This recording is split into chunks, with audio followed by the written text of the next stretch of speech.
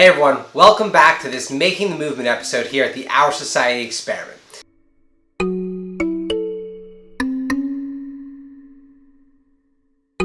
This week's weekly progress report is kind of similar to last week.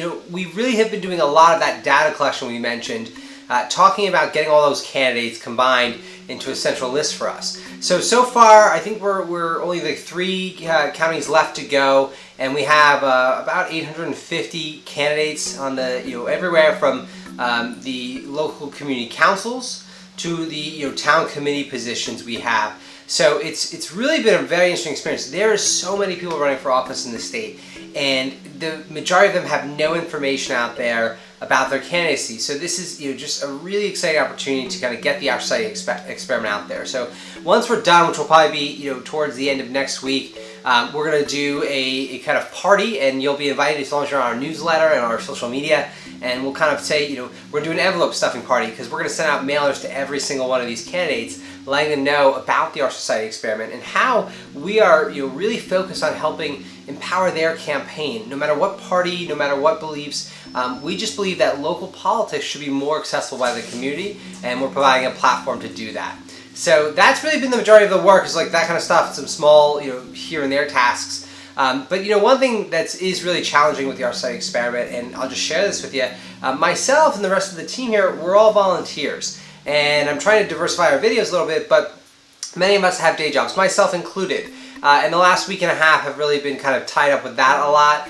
Just some situations at work have restricted my time. So that's one of the things I find most frustrating. It's that I want to focus completely on OurSociety. I mean, completely. Not that I don't like my other occupation, but it's just so important to me, and time is of the essence. But I think that's, when you're doing a nonprofit, you don't have a ton of funds, you don't have any grants yet, you don't have a lot of donations rolling in yet. You just have to kind of take it as it goes and do the best with the resources you have. So I'll be traveling next week as well for my occupation, so it just ties up some time, but that's the nature of the beast. If we're going to do this, we're going to do it through the long way, just the grindy long haul, and that's okay. Like, we knew that when we started. One of the things I just want to point out, if you guys aren't aware, I'm gonna link it in the video here, and also below I'll post a link in the comments section. But on June 30th, there's a national march, a rally going on to support or really protest the policies of the current administration and the way they're treating the immigrant families and the separation of families. Now, I don't really, there's a lot of back and forth on this, and our study is completely nonpartisan, but I would challenge you to look at this from a humanist perspective. It's just, separating of families is just not right. And if the law allows for that, then the law needs to be changed. You have the current administration saying that it is up to Congress, yet, they were able to stop it. They did pass a bill. At the time of filming this, there has been a temporary solution being in place. But, if you're not doing anything Saturday, June 30th, consider it. Now, I'm not a parent myself, but I imagine this is a pretty traumatic experience, both for the parents and, more importantly, the children. Young children, in terms of just medical science, neurology, basic neuroscience, is that's when your brain is forming the most important neural pathways in your brain, the ones that are going to kind of define your paradigm. And heavily traumatic experiences can really harm someone in the long term. So I think the problem with this kind of situation, it's not as easy just to brush it off, because that's very short-sighted. If you're thinking long term, what kind of individuals are we creating through this experience? What kind of trauma are they going to carry throughout the remainder of their lives because of this experience? And what kind of adults will they be, and what kind of pathway could that set them?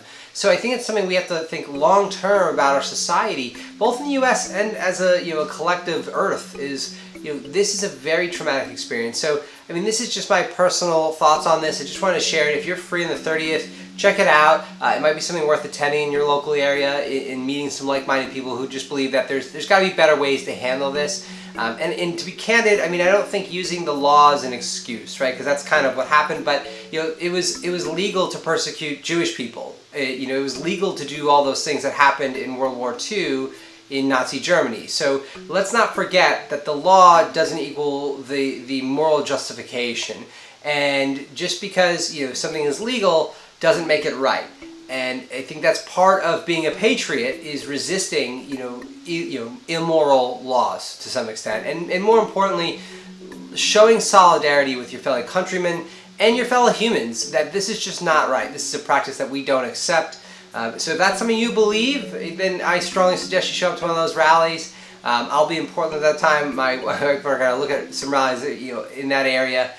So we're going to check it out. But that really wraps up this week's progress report. Nothing too crazy. Like I said, we're just kind of in the grind focus now, collecting information. But thank you, as always, for tuning in. Your support really makes this all worth it, and we really couldn't do without you. So thanks so much, and we'll see you next time.